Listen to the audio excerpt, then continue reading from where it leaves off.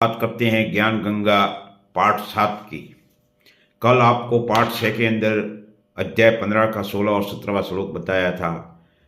16वां श्लोक के अंदर सरपुरुष और अक्षर पुरुष दो परमात्मा के बताए हैं और 15वां अध्याय के 17वां श्लोक में आपको बताया था कि उत्तम पुरुष तो कोई अन्य जो तीनों लोकों में आका भरण पोषण करता है।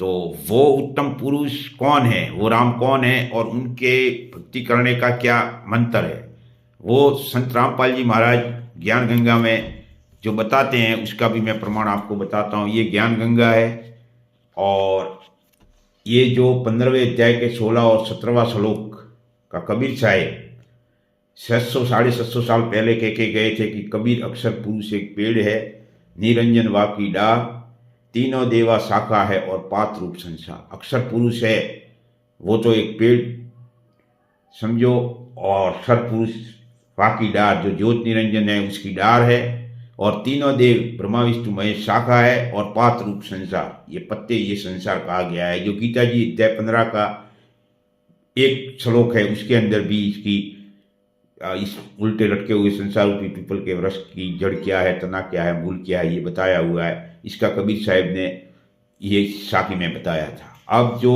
उत्तम पुरुष है इस ज्ञान गंगा के अंदर जो प्रमाण आपको बताए गीता जी के, तो वो उत्तम पुरुष की वो भक्ति विधि क्या है और संत रामपाल जी महाराज कौन सी बताते हैं।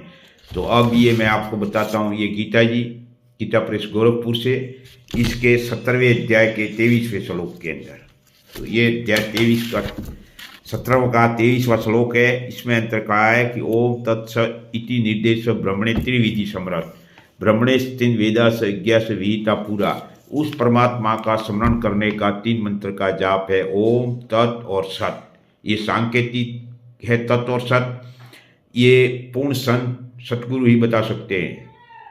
और ओम जाप है वो तो ज्योत निरंजन का है, जो गीता जी अध्याय 8 के 13वां श्लोक में इसने बता दिया है कि ओम इति एका अक्षर, मेरा एक ओम अक्षर है। तो आपने ये देख लिया कौन से राम की भक्ति करनी है कौन से नहीं। कि गरीबदास जी महाराज ने कहा था कि अनंत कोटि ब्रह्मांड का एक रत्न नहीं बार, सतगुरु पुरुष कबीर है कुल के सर्जनहार। वो कुल के सर्जनहार है वो कबीर साहिब, कबीर परमेश्वर है। सत साहिब आज